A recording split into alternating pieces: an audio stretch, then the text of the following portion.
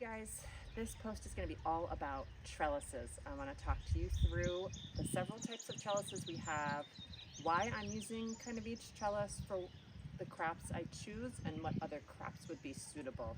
So I want you guys to kind of think about vertical gardening, and I'm hoping that when I show you why I'm using which trellis for what crop, it'll help you guys think through how you want to position them and how you can play with them in your own garden. So let's get started.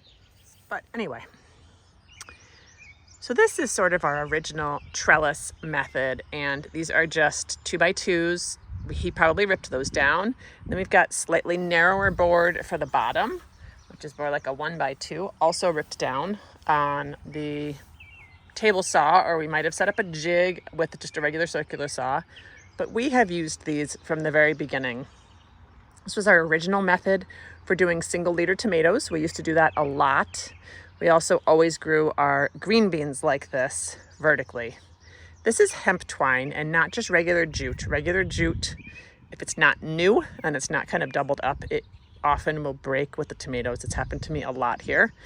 We did use this method for tomatoes even the first couple of years. We moved here when we were still doing a single liter method. Use it for dry beans. This is dry beans here, which is where I did them again last year. So let's have a look at, this is sort of where we've gone to next, is using cattle panels.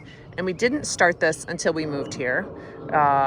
It was partly for sure an internet phenomenon. Seeing them being used in other gardens inspired us to put them into our garden. Now, the way we've set ours up is we have a jig, and I've got a link to the post there, but we have a jig to make this arch, and we cut two different pieces, and then we zip tie them together so that these arches are all, I'm very proud that I actually set this up myself, and it turned out really well. But anyway, I always have John's help for this stuff, so this was a pretty good effort on my part.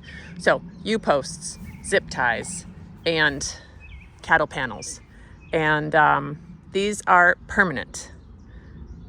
This is definitely movable over here, although I haven't moved them. I could move them. I could easily dig those up. I hammer those in with a one of those post hole, not a post hole digger, but I hammer those in with one of those post pile drivers. That's how I get those into the ground. So because this has the cross bracing, I would use this for melons. I would use this for winter squash. I use it for beans. I've got tomatoes on here. I've got nasturtium on here. This could be just about any vining crop. This is probably the most versatile trellising you can use in that regard, because not everything can handle all vining crops, as I just mentioned. We try to reuse things, and this was an effort of the first year that we put up the deer fence to try and turn it into a trellis. John will never make this trellis again. It nearly broke his back. It was very hard to work with, and he threaded them through and then bent them down.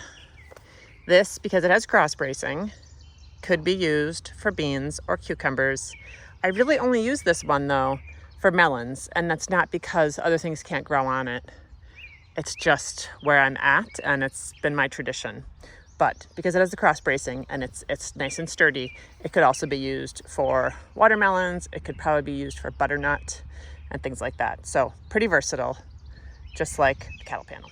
Okay, so our wooden trellises, I feel like they're equal parts garden art, or maybe even 60% garden art and 40% functional. I only grow my cucumbers on this. I would maybe grow winter squash too. That would be a possibility. Beans don't grow on this because it's too thick and they can't get their tendrils around here to hold on. So this is the least functional trellis in our garden, but you'd probably agree that it's the most beautiful.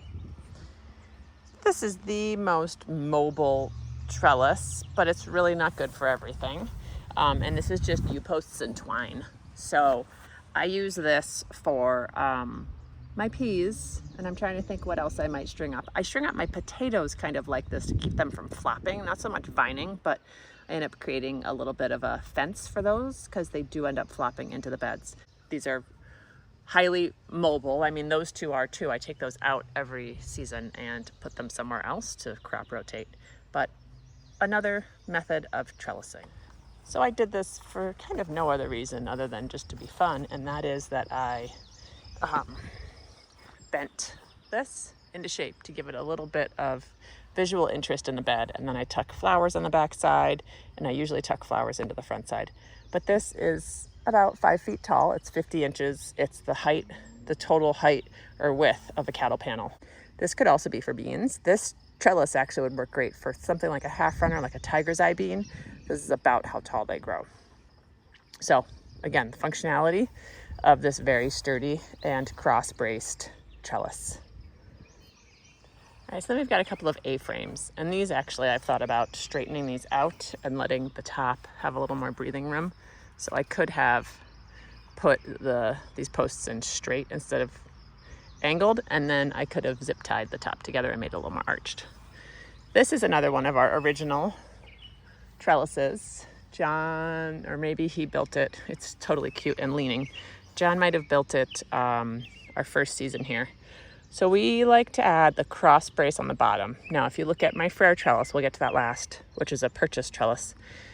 They don't have this functionality, but what I like about this is then I just string. I run my string up and back, both sides, and then it's got somewhere to hold on to instead of connecting it to the plant. And I find that it works really well and it's very sturdy. I use hemp twine for my vertical trellising instead of jute. The jute will break. It's broken on me on this trellis multiple times. This would be good for cucumbers. We used to always do our Vortex pole beans on these, and now I use it for dry beans.